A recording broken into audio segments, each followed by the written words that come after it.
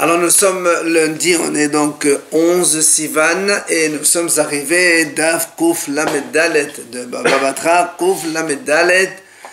Nous sommes arrivés à la 15e ligne, 2 points.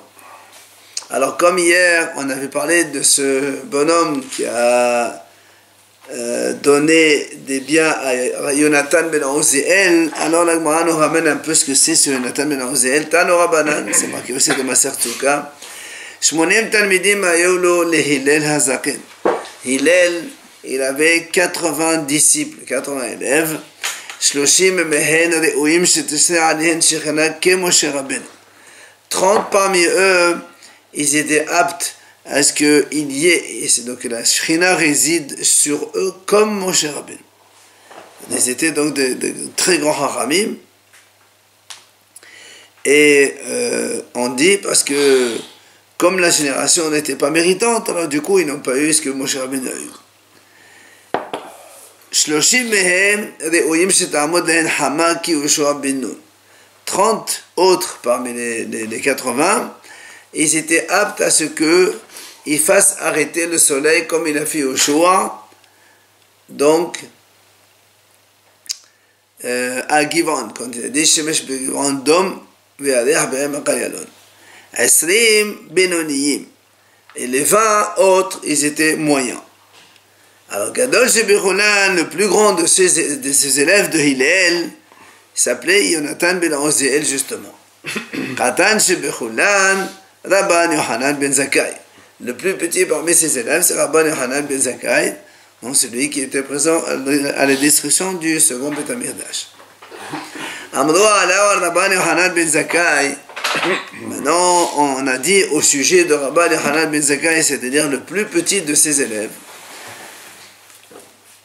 Shelo Eneach Mikra, donc il n'a pas laissé, ça veut dire il connaissait tout. Quoi tout? Mikra, c'est donc évidemment toute la Torah écrite, le Pasuk. Mishnah, c'est les Mishnayot. Gemara, donc c'est la Gemara que nous connaissons. Halachot, tout ce qui est halakha de Moshe Sinai. Agadot, tout ce qui est Midrashim, Midrash Rabbah, Derduché Torah et Derduché Sofrim. Gemara, c'est le Talmud, c'est la même chose. Chez moi, c'est marqué Gemara. C'est marqué Talmud, c'est toi? Ah ouais? Et donc, Derduché Torah et Derduché Sofrim, c'est-à-dire, donc, le Derduché Torah, c'est quand, par exemple, on a, Rashbam, il a ramené un exemple, quand il y a le vav en plus, c'est pour inclure le sang des reptiles, etc. Derduché Sofrim, ce sont les barrières que les haramim ont mis pour que les gens, évidemment, ne viennent pas à fauter des fautes donc, de la Torah. Vekalin vahamorin, tout ce qui est raisonnement par kalohom qu'un homme peut faire. Ou Gzerot Shavot, tous les raisonnements par Gzera Shabbat que nous avons reçus de nos ancêtres. Il a donné ici un exemple, c'est-à-dire on a dit qu'un homme, il acquiert une femme par de l'argent, parce qu'on a vu dans la Torah, c'est marqué Kikah Ish Isha, et comme il y a marqué aussi Kikah dans l'achat du territoire de Ephron qu'Abraham avait acheté. Ou Trufot, Wirematriaot. Trufot, ce sont les calculs de la lune, donc de la naissance de la lune. Gematriaot. Contrairement à ce qu'on pense, ce ne sont pas les valeurs numériques, puisque Rashbam m'explique, Matriaot, ce sont les notarikun, c'est-à-dire quand on voit un mot et on essaie de composer les lettres de ce mot pour faire un enseignement. Comme par exemple, Anochi Hashem Elohecha, le mot Anochi, Anan Nafshi Ketavet Yahavit, c'est moi qui écris, c'est moi qui ai donné. Shalot Kofsim, c'est donc les anecdotes qu'on raconte. Shalot Shoalim, aussi des anecdotes à propos du renard. Sihat Shedim, c'est la communication des démons. Mais Sihat Dekalim, c'est la communication des palmiers. Rashbam dit que le Sihat Shedim, c'est-à-dire qu'il pouvait faire jurer les démons pour les faire arrêter. Mais Sihat Malachi Asharet, même la communication des anges. Mais Davar Gadol et Davar Katan, aussi des grandes choses et des petites choses. Alors la Gemara explique c'est quoi grande chose. Davar Gadol Maaseh Merkava. C'est bien sûr donc la description du trône céleste avec Yehezkel là-bas. Et qu'est-ce qu'on appelle petite chose? Toutes les questions, les discussions entre Abaye et Rava qu'on voit dans le Shas, dans le Talmud.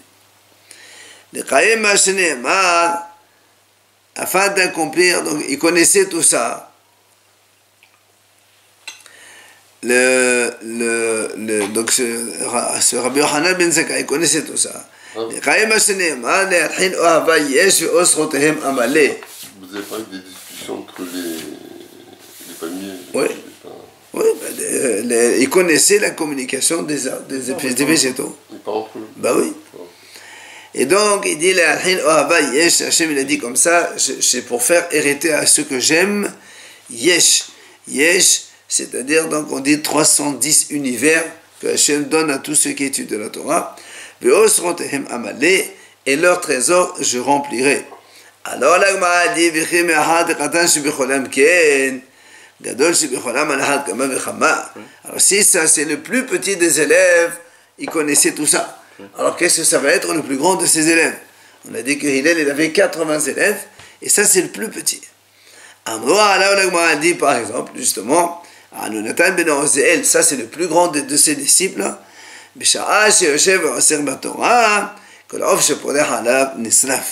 Quand il était en train d'étudier la Torah, toute volaille qui vole au-dessus de sa tête, il est brûlé sur le champ. Voilà donc la grandeur de Yonatan ben Ozel. Ça veut dire que quand il étudiait la Torah, il avait évidemment des malachim donc de partout, et ça faisait comme si on était donc commotionné avec le feu de partout, et ça brûlait toute volaille qui passait par là. Voilà un petit peu pourquoi donc on a parlé de Yonatan ben Ozel, puisqu'on en a parlé hier, à propos de quelqu'un qui lui a donné un héritage, et ce qu'il a fait. Maintenant on va à la nouvelle Mishnah. Ha'omer ze beni ne'eman. Si quelqu'un il vient et dit celui-là c'est mon fils, on le croit. Alors les conséquences, la Gemara va en parler tout de suite après.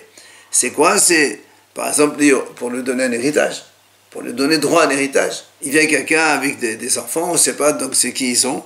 Il dit voilà ça c'est mon fils. Du coup quand il meurt, ce fils-là il aura un droit d'héritage. Et la deuxième conséquence que la Gemara va citer, c'est pour éviter à sa femme de faire yiboum.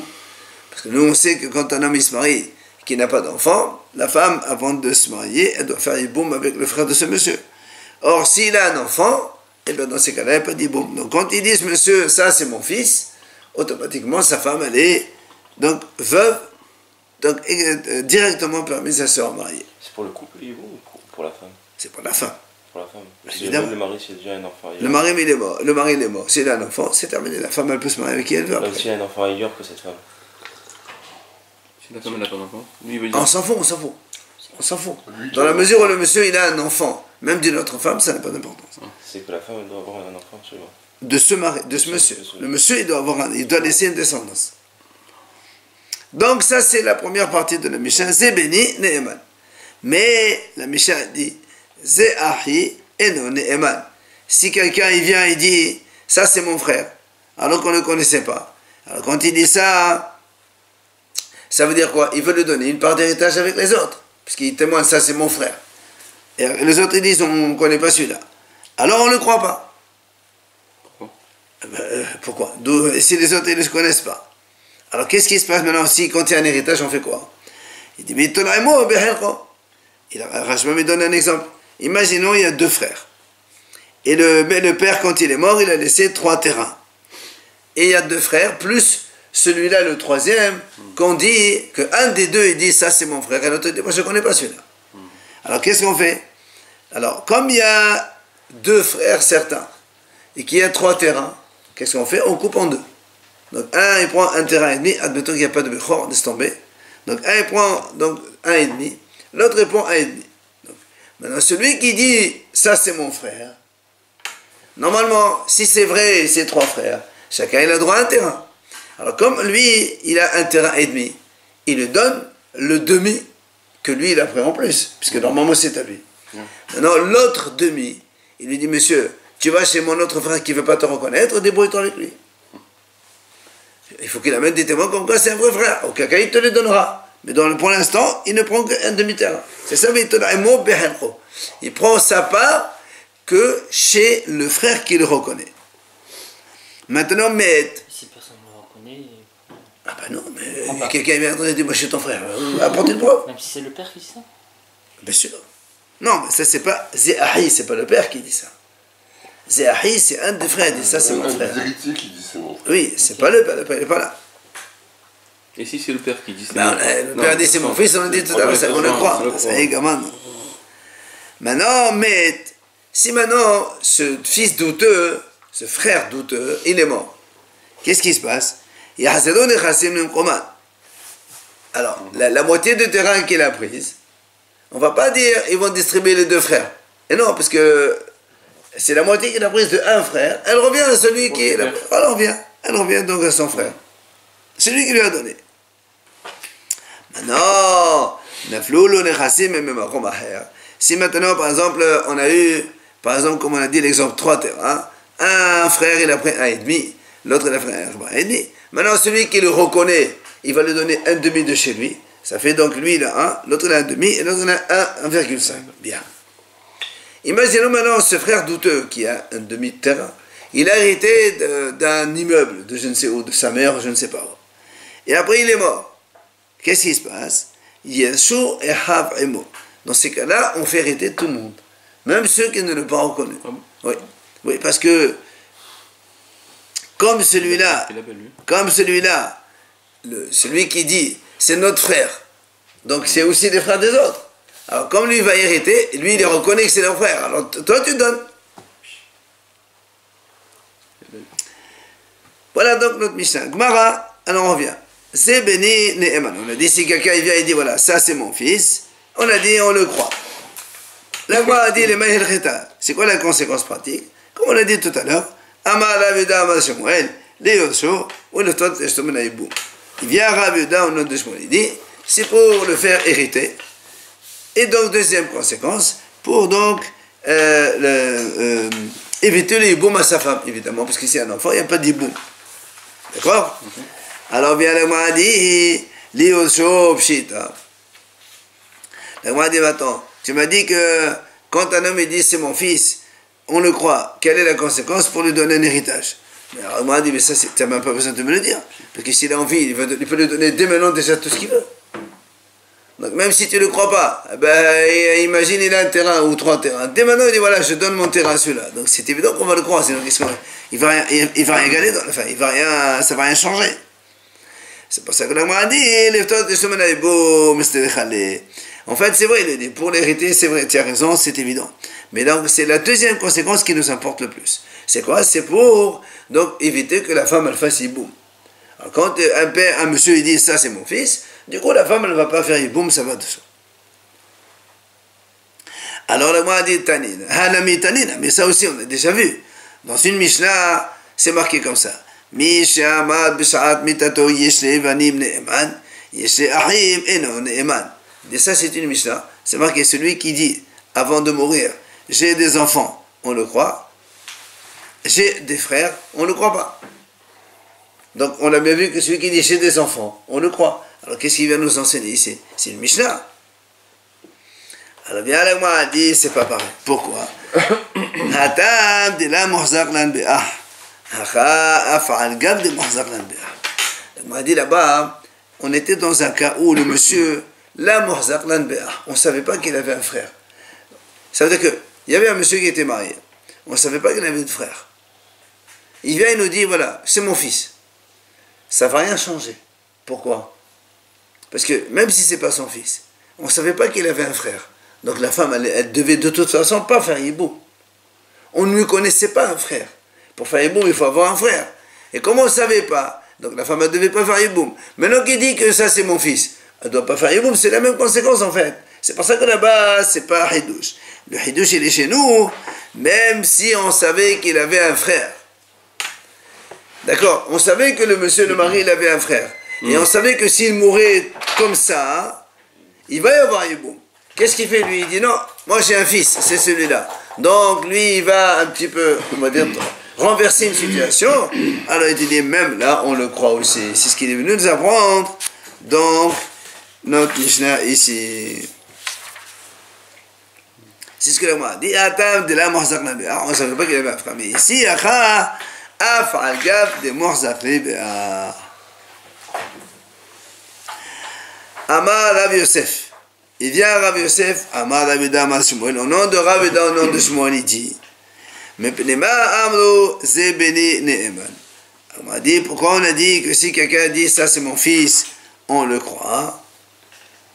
Alors il répond Hu elu ba'al she'amar gedasit ishti Ne'eman. Quand il dit c'est mon fils, on a dit quelle est la conséquence pratique? C'est qu'il n'y a pas d'hiboum. On m'a dit pourquoi on le croit? Ben c'est facile.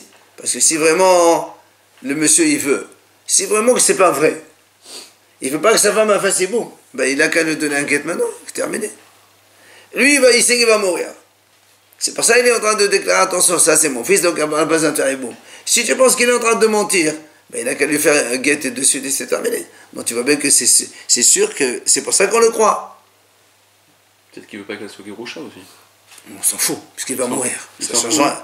Lui, tout ce qu'il veut, c'est de ne pas qu'elle fasse hiboum. Alors, si c'est pas vrai, il n'a qu'à le faire donner un quête, c'est terminé, shalom.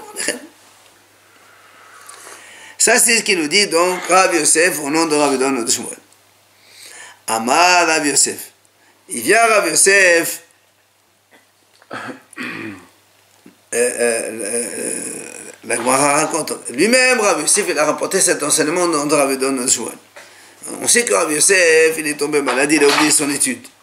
Et après, donc, ses élèves, quand ils lui disent, ils lui rappellent les enseignements qu'il leur a dit, alors, maintenant, il s'est étonné. Amar Rav Yosef, Maré d'Abraham, le maître d'Abraham, il est juré par le nom d'Hachem, comme on dit, maître du monde. Talé Tania Bedela Tania. Comment on fait dépendre la Mishnah, elle dit Zebeni Ne'eman. Ça, c'est une Mishnah. Toi, tu dis pourquoi la Mishnah? Donc, on dit, enfin, on croit l'enfant. Parce que si un homme, il veut, il n'a qu'à dire je l'ai divorcé, et on le croit. Un homme, quand il vient, il dit voilà, j'ai divorcé ma femme, on le croit, ça c'est sûr. Il dit mais là, ça c'est une braïta. Alors, comment tu fais donner une raison de la Mishnah sur une braïta? Ah. Je n'ai pas compris la question. Il lui dit tu as dit pourquoi on croit le monsieur quand il a dit c'est mon fils? Parce que si vraiment il veut, il n'a qu'à la divorcer maintenant, comme ça il est vite. Oui. Or là, c'est la Mishnah qui a dit, celui qui dit mon fils, on le croit. Et l'autre, la raison qu'il a donnée, c'est une braïta. Alors que tu ne peux pas apporter une braïta pour donc donner une raison à une Mishnah.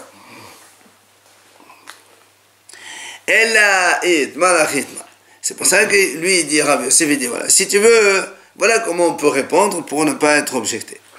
Amar Rav Yehuda Amar Shmuel, donc c'est Amar Rav Yosef en vérité qui dit au nom de Rav Yehuda Amar Shmuel, mais pourquoi on a dit que quand un homme dit ça c'est mon fils, on le croit, dans la mesure où évidemment donc la femme elle va pas faire iboum, parce que il peut la divorcer maintenant s'il veut, pas comme on a dit tout à l'heure, parce que si un homme dit j'ai divorcé, on le croit, mais maintenant il peut le faire. Amar Rav Yosef, c'est pour ça qu'il vient Rav Yosef dit Hashtag de Amrat Amnenan Ho'il. Maintenant que tu m'as dit, il y a ce raisonnement de Ho'il, puisque, c'est-à-dire, puisque lui, il peut la divorcer maintenant, alors c'est pour ça qu'on le croit. Alors, donc un homme qui dit j'ai divorcé de ma femme, lui aussi on le croit. Pourquoi on le croit? Parce que si c'est pas vrai, il n'a qu'à la divorcer devant nous maintenant, comme ça on est tranquille. Donc, tu vois bien que c'est vrai.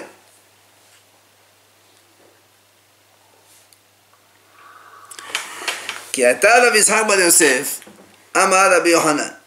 il est venu Rabbi Yitzhak bar Yosef d'Israël, il a dit au nom de Rabbi Yohanan, Baal she'amad gerashti et ishti eno ne'eman. Il vient lui, il dit comme ça, un mari qui dit j'ai divorcé de ma femme, on ne le croit pas, on ne le croit pas. Donc c'est totalement contraire à ce qu'on a dit tout à l'heure.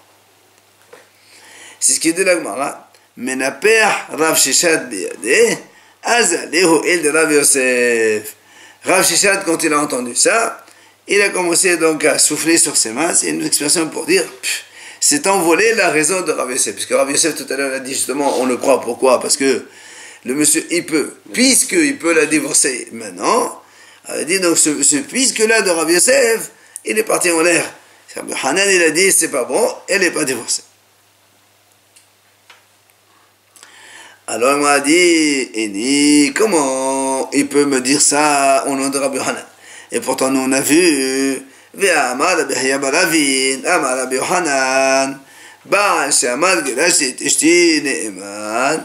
Il m'a dit, pourtant, nous on a vu, Rav Yahya bar Ravin, il a dit au nom de Rabbi Yohanan lui-même, alors que tout à l'heure c'est Rabbi Ishaq qui a apporté au nom de Rabbi Yohanan.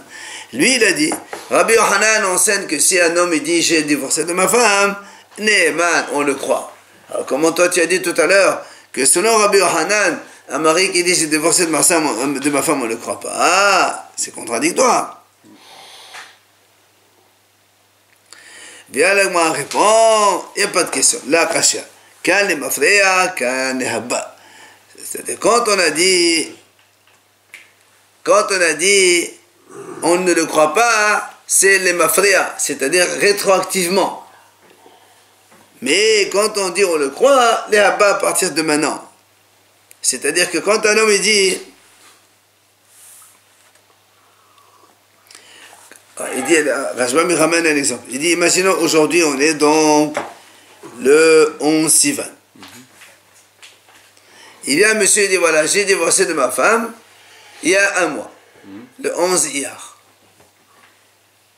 Imaginons qu'entre-temps, après le 11 Iyar, vers le 15 Iyar, la femme elle a fait une relation avec un homme. Alors, si on croit le monsieur qu'elle est divorcée, il n'y a pas de problème. Mais si on ne croit pas qu'elle est divorcée, c'est il faut le tuer. Alors c'est pour ça qu'il dit, quand un homme il dit j'ai divorcé de ma femme, si c'est pour rétroactif, on ne le croit pas. Parce qu'il peut vouloir l'innocenter pour ne pas la tuer. C'est pour ça qu'il dit, quand on a dit on ne le croit pas, c'est les mafreya, rétroactifs. Mais les habba, c'est à partir du moment où le monsieur il vient et dit j'ai divorcé de ma femme, à partir de ce jour-là, effectivement, elle est divorcée. Parce qu'il peut la divorcer.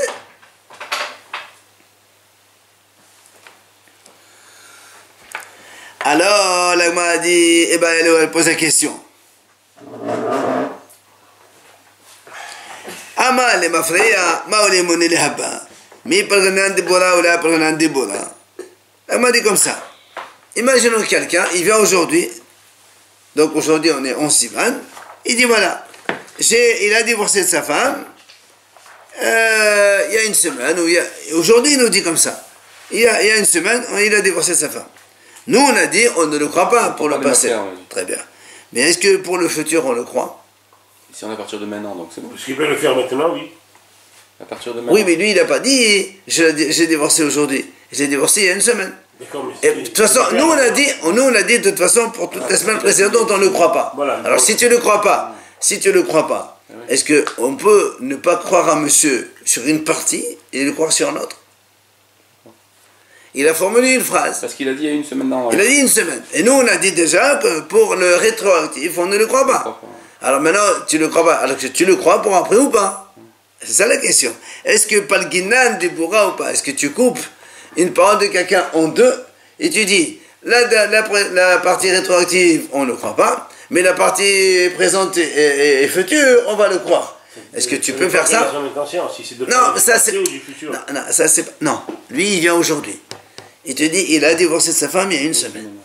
Nous on sait que d'aujourd'hui jusqu'à la semaine dernière, on ne le croit pas, ça c'est sûr. Maintenant la question, est-ce que sur cette parole-là, je le crois pour après ou pas? Pour après, oui. Attends. Et non. Ça veut dire que si tu dis comme ça, un homme il dit un mot, tu coupes son mot en deux. Une partie je te crois pas, une partie je crois. Alors qu'il a dit la même phrase. Il a dit j'ai divorcé de ma femme la semaine dernière. C'est tout ce qu'il a dit lui. Alors toi tu dis ouais. Alors pour la semaine dernière je le crois. Pour la semaine d'après je le crois pas. Est-ce qu'on peut faire ça? Justement, c'est la question de moi. Ce n'est pas ce que je voulais. Ce n'est pas ce qu'il veut dire. Quelle est l'intention du type? S'il veut mentir pour couvrir sa femme, pour l'instant, nous, on ne sait pas ce qui se passe. Nous, on veut savoir. Si on ne le croit pas dans le passé, est-ce que aussi il faut... c'est ça la question. Mais peut-être que ça dépend. La question, elle est, est-ce qu'une parole de quelqu'un, on peut la couper en deux? Tu dis, lui, il a dit une seule phrase. Et toi, tu dis, cette phrase-là, pour moi, la moitié du temps passé, c'est pas bon, mais après, c'est bon. Est-ce qu'on peut faire ça? Alors, mi palgina Déborah ou la palgina Déborah. Donc, question, est-ce qu'on coupe la parole en deux ou pas? Rav Mari et Rav Zavid. On ramène ici deux avis, Rav Mari et Rav Zavid. Had Amad palgina et Had Amad la palgina. Un, il dit, oui, on coupe. C'est-à-dire, tu ne le crois pas pour après et on le croit on ne le croit pas pour le rétroactif avant, mais on le croit pour la période d'après. Et là, il a dit non, monsieur, comme tu ne le crois pas pour avant, ben, tu ne le crois pas pour après non plus. Parce que celui qui dit on le croit, il a dit il y a une semaine. Oui. Et, bon, donc on le croit pas, d'accord? On ne le croit pas sur la semaine Ouais, précédente. j'ai compris, mais à partir d'aujourd'hui, tu le crois. Ouais, c'est celui qui a dit ça. Effectivement, quand c'est qu'il aurait divorcé, ça le truc. Parce qu'il la semaine dernière. Parce qu'il a dit ça fait une semaine, on le croit pas. Non, mais on le croit. Sur la semaine dernière, s'il y a des problèmes la semaine dernière, on ne le croit pas, mais à partir d'aujourd'hui, on le croit sur la période future. C'est la question qu'on pose. Il leur tranche là ou hein? Il développe ou pas? Attends, on a posé la question, maintenant on va répondre. Voilà, c'est ça. Pourquoi on le croirait à ce moment-là? Pourquoi à ce moment-là, on le croirait, à ce moment précis, on le croit? Parce que nous, on a dit que quand un monsieur il dit aujourd'hui j'ai divorcé de ma femme, on le croit. Lui, s'il dit aujourd'hui j'ai divorcé, on le croit, parce qu'aujourd'hui il peut le faire de Il dit j'ai divorcé depuis la semaine dernière, on ne le croit pas. On ne croit pas pour la semaine antérieure, parce qu'on risque, on a peur qu'il est en train de la couvrir si elle a fait un péché. Il revient. Et bien pour la semaine, bon après il peut pas. C'est pas ça. Oui, c'est ça. Donc on a une mahloket. Un il dit oui on coupe en deux, un il dit on coupe en deux. Alors on a dit, Maïshinam et de Rava. On m'a dit pourquoi on fait une différence avec ce qu'il a enseigné Rava. Rava il a dit comme ça. Rava. Ish ploni ba'al ishti. Ou be'ahem estafin rovelo leora. On m'a dit comme ça. Un homme il vient au Beddin. Il dit voilà il y a un monsieur, il a fait une relation avec sa femme. Donc adultère. Et donc il faut le tuer le monsieur. Ouais. Le problème c'est que lui il peut que témoigner contre le monsieur. Mais il est venu avec un autre témoin, d'accord? Ce sont deux témoins, lui et un autre. Alors, lui, il a témoigné, il dit, voilà, il a vu sa femme avec un monsieur faire un péché. D'accord? Lui, il ne peut pas témoigner pour sa femme. C'est normal, c'est sa femme. Il ne peut pas témoigner. Donc, pour sa femme, il y a un témoin valable. Pour l'homme, il y a deux témoins valables. C'est-à-dire pour l'homme, oui. Le monsieur qui a fait le péché. Il n'est pas concerné, le mari, quand même? Non, mais c'est pas de la femme, il peut témoigner. Par rapport à ce témoin, à monsieur X, il n'a aucun lien de parenté. Ça concerne sa femme, quand c'est même. pas mon problème, ça. Justement. Alors, c'est pas ça que moi, on a dit. Rava, il a dit comme ça. Lui, avec un autre témoin, Mestarfin, il s'associe pour le tuer, lui. Mais pas pour tuer la femme. Parce que pour la femme, il y a un seul témoin. Et pour le mari, pour le rachat, il y a deux témoins. Si on tue le type, on tue la femme, pourquoi on ne va pas tuer la femme? Parce que pour la femme, il y a un témoin, il n'y a pas deux témoins. Un homme, il ne peut peut pas témoigner pour sa femme. Le péché, la femme n'a pas fait, avec qui il a fait ça? Encore une fois, pour sanctionner, il faut avoir deux témoins. Il n'y a pas de témoins, on ne peut pas sanctionner. Ça, c'est des choses qu'on connaît. Qui les a vu faire la relation? Ouais. En vrai? Ben, on a dit, quand on a vu dans Maseret Gittin, je crois. Dans Sota aussi. Voilà. Il les a vus dans un lit sur la couverture déshabillée. Qui c'est qui voit ça? C'est pas notre sujet. Donc, alors le mari a dit, tu vois bien ici que quoi? Voilà le mari, il a dit une phrase. Voilà le mari, il a dit une phrase et on l'a coupé. Puisque pour le mari, pour le monsieur, on a dit il faut le tuer. Et pour la femme, on a dit il ne faut pas le tuer. D'accord? On a coupé la phrase du monsieur en deux parties différentes. Pour le monsieur, son témoignage il est bon, donc il faut le tuer. Et pour la femme, son témoignage n'est pas bon, et donc on ne peut pas la tuer. Mais c'est pas ça, c'est parce que du coup il y a un seul témoin ou deux témoins, c'est pas ça la raison. Donc le monsieur, qu'est-ce qu'il a dit? Le monsieur, il a dit, j'ai vu ce monsieur faire ça avec sa femme. Il a dit, voilà, un témoignage. Cette phrase-là, tu la prends. Pour une partie, tu ne l'as pas accomplie, et pour une partie, tu ne l'accomplis pas. Alors on m'a dit, donc tu vois bien qu'on coupe la parole en deux. Bien, on m'a dit, c'est pas pareil du tout. Pourquoi? Mais c'est pas du tout la même chose. Là-bas, il s'agit de deux personnes différentes. Deux personnes différentes, on coupe la parole. Comme ici, sur le monsieur, il y a deux témoins, on le tue. Sur la femme, il y a un seul témoin. C'est la même action. D'accord. Deux paroles différentes, mais c'est la même action. D'accord. Mais chez nous, ici, quand un monsieur dit, il a divorcé de sa femme la semaine dernière, il s'agit d'une seule femme et d'un seul monsieur. Là, on ne peut pas couper. je peux te dire qu'on ne peut pas couper. Donc tu ne peux pas m'apporter une preuve à partir de cette histoire-là de Rabat. Là-bas, il s'agit de deux personnes, de deux destinataires différents. C'est pas ça qu'on coupe la parole. Mais là, il s'agit du même destinataire. La femme la semaine dernière, la même femme cette semaine d'avant, la semaine d'après, c'est pas évident. On peut pas le faire jurer avant. Hein? Sur les paroles d'avant, on peut pas le faire jurer. Qu'est-ce que tu veux jurer quoi? Jurer sur une partie. Comment on peut jurer? Quelqu'un, il a donné un quête. Où il a donné? Il n'a pas donné. Bien, la Gemara continue. Elle nous raconte l'histoire. Ahoud et Abba Kashachib. Donc un monsieur, il était en train de mourir. Amroulé, était Tehleman. Alors ils lui ont dit, ta femme, c'est pour qui? Ça veut dire dans le sens où, est-ce qu'il faut faire, elle doit faire Yiboum, ou elle peut se marier avec qui elle veut? On lui pose la question, parce qu'on ne sait pas, est-ce qu'il a un frère, est-ce qu'il a des enfants? Amaléhu, il leur a dit, Hazi alecha hana rabba. Il leur a dit, elle est même apte à se marier avec un Kohen Gadol. Il n'a pas touché. Non. S'il va mourir, elle est veuve. Le Kohen Gadol ne peut pas se marier avec une veuve. Ben voilà, donc... Non, dans le sens, quand il dit ça, ça veut dire que...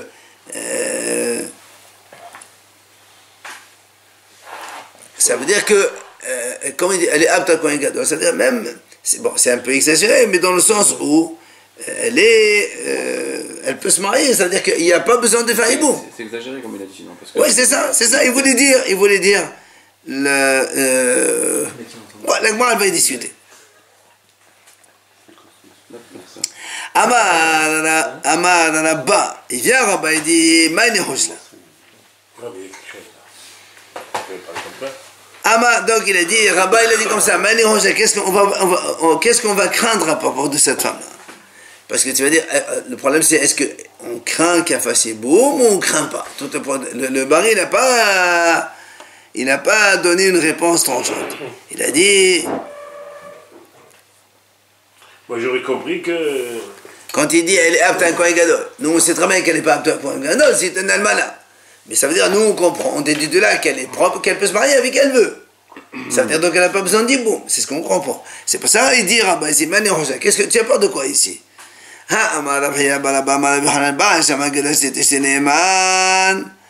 donc il dit,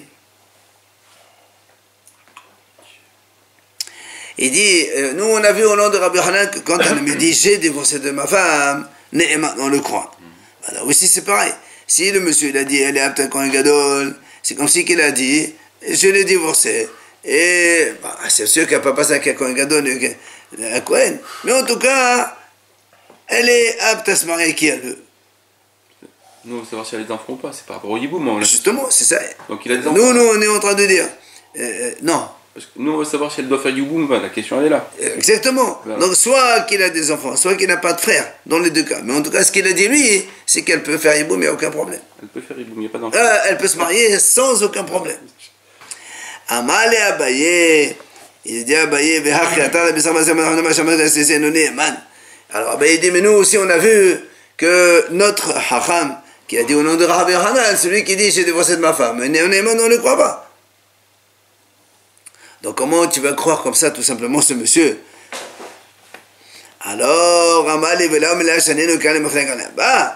dit, mais attends, mais on a déjà répondu à cette question. On a dit déjà il y a une contradiction de Rabbi Hanan contre Rabbi Hanan. On a dit ça c'est les mafréas, c'est-à-dire antérieurs, et l'autre c'est pour le futur. Pour l'antérieur, ce qui s'est passé avant, on ne le croit pas, mais pour le futur, on le croit. Alors elle m'a dit, alors, c'est parce que tu as répondu, alors tu vas dire, puisqu'on a répondu, alors on va pratiquer la halakha comme ça. Tu peux pas. On est en contradiction entre deux avis. Toi, c'est vrai, tu as trouvé une réponse. Mais tu ne peux pas faire une halakha sur une réponse. Dans la pratique, on a toujours ces deux avis. Il y a une marloquette. Un, il dit Neeman, l'autre dit Neeman. Alors, Amal et Rava et Rav Natan Barami, Houchla. Effectivement, la moi dit, il est venu, Rava, il a dit à Rav Natan, Houchla, il faut craindre. C'est-à-dire, tu ne peux pas la donner à marier sans Yiboum. Donc il faut que les frères, ils doivent faire halissa, on ne sait jamais, peut-être qu'ils doivent faire hiboum. Donc tu vois bien que dans un cas douteux, On ne croit pas le mort, le mourant. on ne croit pas. Voilà. Dans un safet, Non, mais c'est bien compris pourquoi ils ont pris cet exemple qui est Kohen Gadol. Non, ça veut dire lui, nous, l'autre il voulait dire qu'il c'est sûr qu'elle est libre, elle peut se marier qui elle veut. Qui est illou. Et à la fin on te dit finalement non. On ne le croit pas. Il faut y avoir la sécurité quand même. Alors,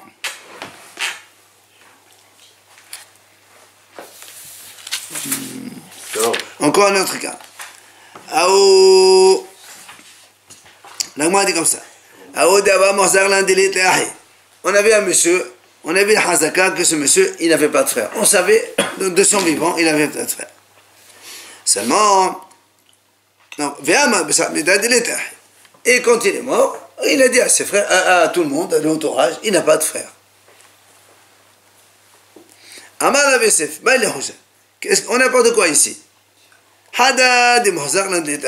Premièrement, on savait déjà une hazaka depuis avant, puisque monsieur il vivait ici dans la ville avec nous, et on savait de toujours, on savait qu'il n'avait pas de frère.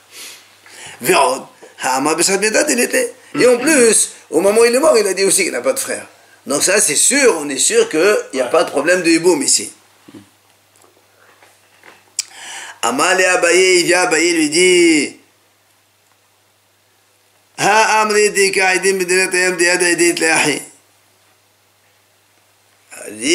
lui dit, mais pourtant, il y a des gens qui ont dit, il y a des témoins, comme quoi il a des frères qui sont dans un autre pays lointain. Alors, Amal, il lui a dit à Abaye, il dit d'accord, mais bon, tu vois bien que maintenant ils ne sont pas ici. Il n'y a personne ici.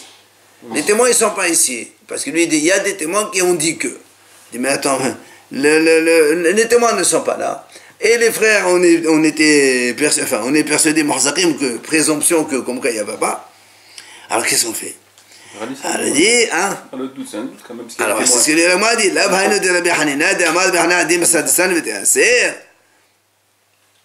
Ça c'est la Gemara dit, voilà, on avait un exemple comme ça où Rabbi Hanel a dit comment les témoins ils sont là-bas au nord, au pôle nord qui est l'eau, et donc tu veux interdire cette femme-là. On ne peut pas interdire quelqu'un sur d'éventuels témoins qui ne sont pas devant nous. Il y a des témoins qui disent. Alors Amal et Abaye, parce que là-bas c'était l'histoire d'une femme capturée. Elle était capturée, et on ne sait pas est-ce qu'elle a été rendue impure ou pas, pour les Cohen, etc.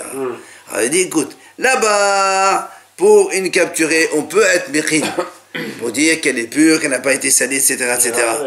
Mais ici, il s'agit d'une échétiche, c'est pas pareil, une femme mariée. C'est quand même des... il y a une hazaga qu'elle est mariée, et on ne sait pas après, est-ce qu'il y a des frères ou il n'y a pas des frères. Et puis il y a des témoins qui disent peut-être qu'il y a des frères. Alors qu'est-ce qu'on fait? Là aussi, Rabba il dit, mais tu es obligé de craindre, on ne sait jamais. Et on fait halissa, la même chose. Ou bien on attend Yiboum, de toute façon, halissa ou Yiboum, il faut. Il y a des frères. Elle est Agouna. Non, elle n'est pas Agouna, pourquoi elle est Agouna? Il faut aller chercher des frères. Oui, il va le trouver. À moins qu'on trouve les témoins et que les témoins disent non, c'est pas vrai, il n'y avait pas de frères. Donc on la libère. Mais en tout cas, pour l'instant, il faut craindre, il ne faut pas comme ça. Ok? Ça.